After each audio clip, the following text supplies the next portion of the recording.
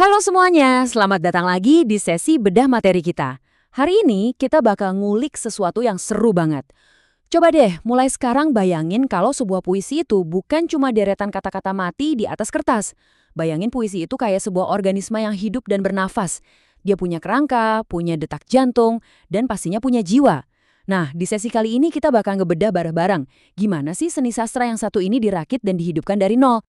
Tapi sebelum kita sibuk ngebongkar anatomi teknisnya, ada satu kutipan yang dalam banget dari Ahmad di tahun 2003. Dia bilang, puisi adalah cerminan jiwa manusia yang paling dalam, yang dituangkan dalam bentuk bahasa yang paling padat dan indah. Kutipan ini tuh benar-benar ngerangkum inti obrolan kita.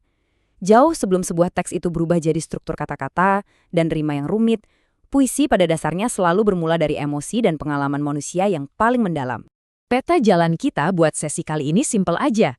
Pertama, kita bakal coba pahami esensi sebuah puisi. Kedua, kita bongkar unsur intrinsik yang ngebangun puisinya dari dalam. Ketiga, kita intip unsur ekstrinsik di luar teksnya. Dan terakhir, pertanyaan pentingnya, mengapa sih kita harus mempelajari puisi? Oke, tanpa berlama-lama lagi, kita langsung masuk aja ke bagian pertama, memahami esensi sebuah puisi. Jadi, apa sih sebenarnya puisi itu? Secara esensial, puisi adalah karya sastra yang ditulis dengan bahasa yang indah, padat, dan pastinya penuh makna. Di sini penulis tuh nggak asal numpain kata-kata secara acak loh. Mereka benar-benar milih kata dengan super cermat.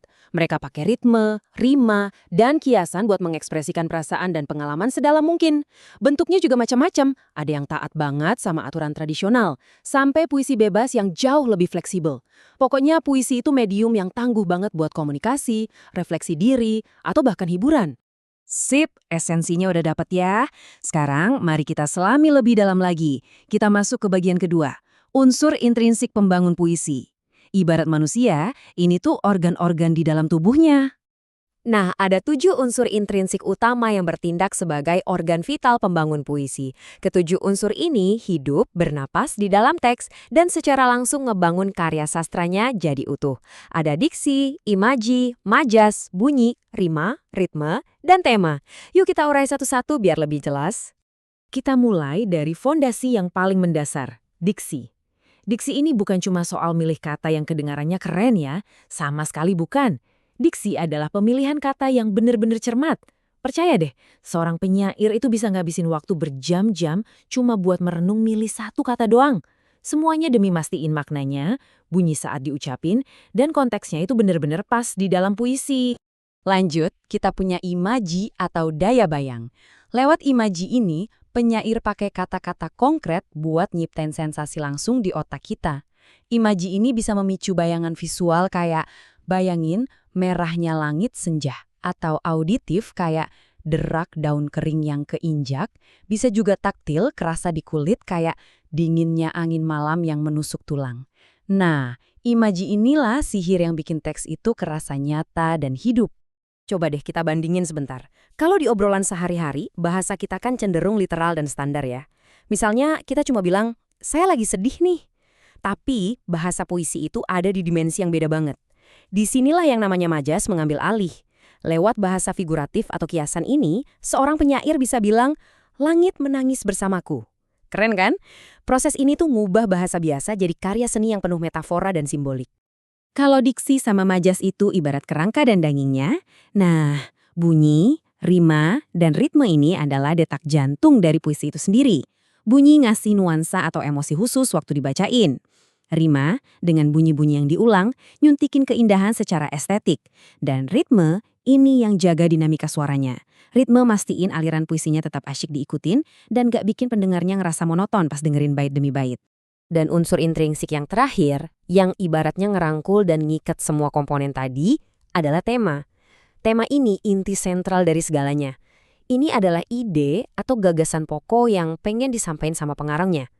Tanpa tema yang jelas, semua rima yang indah dan diksi yang cermat tadi bakal kehilangan arah. Bisa dibilang, tema adalah kompas yang nuntun kemana puisi itu berjalan. Oke, jeroannya udah kita bedah semua nih. Kita udah tahu persis gimana sebuah puisi dirakit dari dalam. Sekarang, mari kita alihkan pandangan kita ke kekuatan tak kasat mata yang ngebentuk puisi itu dari luar. Kita masuk ke bagian ketiga, unsur ekstrinsik. Ada 4 aspek ekstrinsik utama yang jadi semacam lingkungan tempat puisi itu lahir dan tumbuh.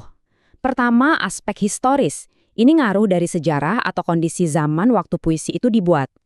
Kedua, aspek psikologis, yaitu kondisi mental dan emosional si pengarangnya waktu nulis teks tersebut. Ketiga, aspek filsafat. Banyak karya sastra yang nyelipin pandangan hidup atau filosofi mendalam dari penulisnya. Dan keempat, aspek religius, yang berkaitan erat sama tema-tema keagamaan atau spiritualitas. Nah, 4 pilar dari luar inilah yang ikut ngasih wajah dan jiwa pada sebuah karya. Sekarang kita bergeser ke bagian terakhir. Kita udah cukup bahas analisis anatominya secara klinis. Pertanyaannya sekarang, kenapa sih pada akhirnya kita perlu repot-repot mempelajari bentuk seni sastra ini? Jawabannya, karena puisi itu ngasih ruang buat kita berkembang dengan cara yang luar biasa. Pertama, belajar puisi itu ngembangin kepekaan emosi kita.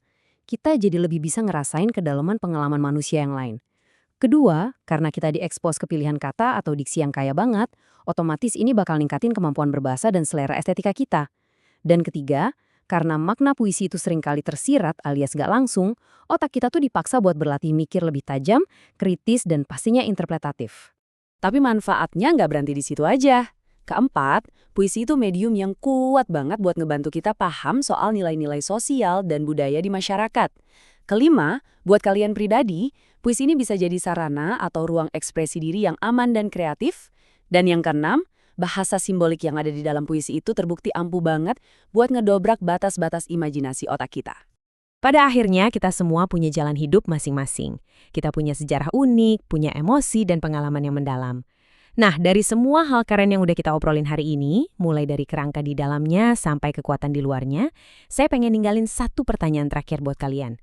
Berbekal imajinasi dan pengalaman hidup kalian sendiri, kira-kira puisi seperti apa sih yang bakal kalian tulis? Teruslah menggali keindahan bahasa di sekitar kita. Dan sampai jumpa lagi di sesi bedah materi selanjutnya.